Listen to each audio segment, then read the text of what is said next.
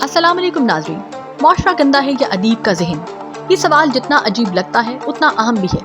बिल्कुल इसी तरह जिस तरह आप कहें कि पहले मुर्गी पैदा हुई या अंडा। इस सवाल का जवाब समझने के लिए हक़ाइक़ से आगाही हासिल करना इंतहाई ज़रूरी है। कुछ लोग इस बात के हामी हैं कि जो अदब, शायरी या नसर तख्लीक होता है वो अदीब की अपनी सवाबदीद है। अगर अदीब का जहन मस्बत है तो मस्बत अदब तख्लीक करेगा, अगर वो मनफी नुक्ता नज़र रखता है तो मनफी अदब तख्लीक होगा। इसी तरह क़त्ल, जिन्स, मिज़ाह, अलमिया, तफरीह जैसे असनाफ अदीब की अपनी पसंद या नापसंद पर मबनी होते हैं। कुछ लोग मुख्तलिफ मौज़ूआत चुनते हैं तो कुछ लोग एक ही सिन्फ में लिखते हैं और इसी सिन्फ के पस मंज़र में पहचाने जाते हैं। दूसरी जानिब कुछ लोग इस बात की तरफदारी करते नजर आते हैं कि मुआशरा अदीब पर असरअंदाज होता है। कोई वाक़या, कोई अलमिया, कोई हादसा या खुशखबरी अदीब पर असर डालती है, तब जाकर कोई तख्लीक वक़ू पज़ीर होती है। मुझे यूँ लगता है कि ये दोनों बातें लाज़िम मलज़ूम हैं। अदीब हकीकी तौर पर मुआशरे से ही असर कबूल करता है। हाँ, ये ज़रूर है कि वो किरदार हमारे इर्द गिर्द आगे पीछे घूम रहे होते हैं, हमें उनका इदराक नहीं होता या होता है तो बहुत कम। दूसरी जानिब उन्हीं किरदारों की नोक पलक सवार कर उन्हें सांचे में ढालकर दीगर लवाजमात के साथ जब अदीब कोई किरदार पेश करता है तो वो उभर कर सामने आ जाते हैं। 1947 के पस मंज़र में काफ़ी सालों तक जो अदब तख्लीक होता रहा उसमें फसादात, क़त्ल गारत गरी, ख़वातीन की इसमत दरी जैसे मौज़ूआत को नावल या अफसानों में समो दिया गया। फिर जिन्स के पस मंज़र में इतनी बारीकी बयान की गई ताकि ज़्यादा से ज़्यादा हकीकत का रूप अवाम के सामने लाया जाए। इस ज़मन में मंटो, असमत चुग़ताई, अजीज़ अहमद की शामत आती रही। उनके अफसानों को बैन कर दिया गया, उन्हें पाबंदे सलासल भी किया गया। मंटो ने वाज़े मौक़िफ़ बयान कर दिया कि सवाल है जो चीज़ जैसी है उसे मनोअन क्यों ना बयान किया जाए, टाट को अतलस क्यों बनाया जाए, गलाजत के ढेर को ऊदो अंबर के अंबार में क्यों तब्दील किया जाए। इससे साफ जाहिर होता है कि जो कुछ माशरे में हो रहा है वो अदीब व शायर की असनाफ में झलकता है। अदीब चूँकि माशरे का हसास शहरी होता है इसलिए वो हकीकत बयान किए बगैर नहीं रह सकता। यहाँ एक सवाल पैदा होता है कि क्या हर घटिया और लच्चर मौजू अदब है या अदब के ज़ुमरे में आता है। कुछ अदीब महज वो अवामुन्नास से दादो तहसीन तो हासिल कर लेते हैं, लेकिन अक्लो दानिश रखने वाले अहबाब के हाथों नापसंदीदगी और तनकीद का निशाना बनते हैं। ऐसे अदीब अदब तख्लीक नहीं करते, अदब बेचते हैं। इन शायरों और अदीबों का मकसद सिर्फ अवामुन्नास से वाह वाह करवाना होता है। ऐसा अदब माशरे की फलाह व बहबूद पर कोई असर नहीं डालता। हाँ, सुनने वाले वक्ती तौर पर अपने दुख और गम भूल जाते हैं। सस्ती शोहरत के अदीब का अदब महंगे दामों फरोख्त हो जाता है और वो शोहरत की बुलंदियों पर पहुंच जाता है। पिछले कुछ अरसा से पाकिस्तानी ड्रामा नवीस भी कड़ी तनकीद का निशाना बनाए गए, क्योंकि ड्रामों में बढ़ती हुई बेरहरवी, फहाशी और उरियानी नाकाबिले बर्दाश्त हो चुकी थी। जो मौज़ूआत आजकल के ड्रामों में ज़्यादातर ज़ेरे बहस लाए जाते हैं वो कुछ यूँ हैं: ससुर बहू का मौशका या ताल्लुकात, साली का बहनोई के साथ चक्कर या एक औरत मर्द के एक से ज़्यादा मौशके। अब ये सब क्या है? यहाँ अदीब की फिर आत्मा रोल दी जाती है। लेकिन क्या ये घटिया बकवासियात आपको हमारे माशरे में नज़र नहीं आती? फिर ये घटिया बकवासियात भी बंद की जाएं। अब सवाल ये पैदा होता है कि क्या हमारे माशरे में बढ़ती हुई बेरहरवी, रेप केसेस और दीगर लवाजमात इन्हीं ड्रामों का नतीजा है?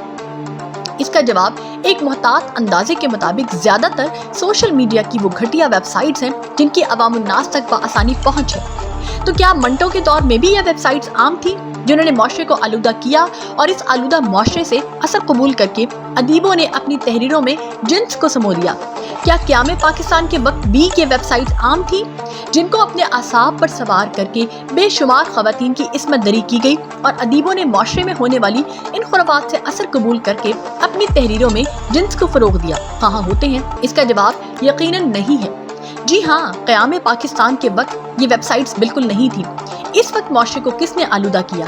क्या माशरे को अदीब ने गंदा किया या माशरे ने अदीब के जहन को? इस तरह बदकिस्मती से पाकिस्तान में रेप के बढ़ते हुए केसेस के तनाज़र में जो तहरीरें लिखी गईं, ज़ाती तौर पर यूँ महसूस हुआ कि एक रेप तो जाए वक़ुआ पर हुआ और एक रेप कागज़ के सफ़े पर। ऐसी ऐसी वजाहत लिख दी गई जो हूबहू वाक़े का ही हिस्सा थी। लिखने वाले को बहुत पजीराई मिली, लेकिन रेप केसेस ख़त्म न हुए बल्कि उनमें इजाफा होता चला गया। शायद सच लिखना हर दौर में गलत समझा गया है। अदीब हर दौर में अपनी सवाबदीद से मुतल्लिक सच लिखते रहे हैं। माशरे में छुपी हुई वो बुराइयाँ या अच्छाइयाँ, गुनाह या नेकियाँ अदीब शायर अपने नावल, अफसानों, ड्रामों और शायरी में मनो-अन बयान करता रहा है। लेकिन बाज़ असनाफ में सच्चाई मुबालगा आराई का रूप धारती रही है। ताहम घटिया और लच्चरपन इस तरह माशरे में सरायत कर चुका है کہ اب ہمیں وہ ادب یا شاعری گھٹیا ہی نہیں لگتی، یا شاید ہم نے خود اسے قبولیت کی سند دے دی۔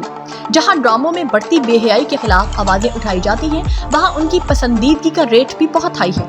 یہ تصویر کے دو رخ ہیں، اس لیے کوئی حتمی فیصلہ نہیں کیا جا سکتا کہ بے حیائی اور دیگر خرافات منوعاً بیان کرنا بھی بے حیائی کے زمرے میں آتا ہے، یا محض ایسی سچائی جو خود بے لباس ہے۔ اور اگر یہ عریاں سچائی بیان کرنا از خود بے حیائی ہے تو پھر معاشرے کا گھٹیا پن کون بے نقاب کرے گا؟ اگر ادیب، شاعر معاشرے کی ہو بہو عکاسی کرنا بند کر دیں تو کیا معاشرے سے بے حیائی کا خاتمہ ممکن ہے؟ BBC نیوز اردو میں جون 2013 کو انور سین رائے کا ایک آرٹیکل اردو میں عریانی اور فحاشی کے لیے رہنما کے عنوان سے شائع ہوتا ہے، جس میں انہوں نے اسبات پرچے کے ایک خصوصی نمبر عریاں نگاری اور فحش نگاری پر مشتمل خصوصی شمارے کی تشہیر کی ہے اور اس کے تمام لوازمات و لکھاریوں پر روشنی ڈالی ہے۔ اس پرچے کے مدیر اشر نجمی ہیں۔ اس کا ایک اقتباس ملاحظہ فرمائیے۔ اسبات کا یہ اشارہ عریانی اور فحش نگاری پر مشتمل خصوصی اشاعت ہے۔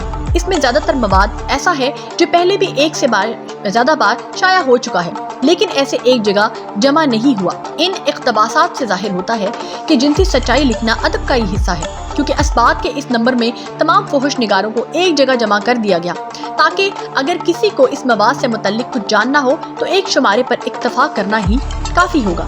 اگر ہم ادیب کو یہ کہہ کر معاشرے میں ہونے والی ساری بے حیائی کا ملبہ اس پر گراتے ہیں کہ یہ بہت بولڈ رائٹر ہے، تو دوسرے الفاظ میں ہم اسے سچائی کا علمبردار کہیں گے، جو ہر طرح کا آنکھوں دیکھا سچ بیان کرنا جانتا ہے، اور وہ بھی بغیر کسی لگی لپٹے رکھے ہوئے۔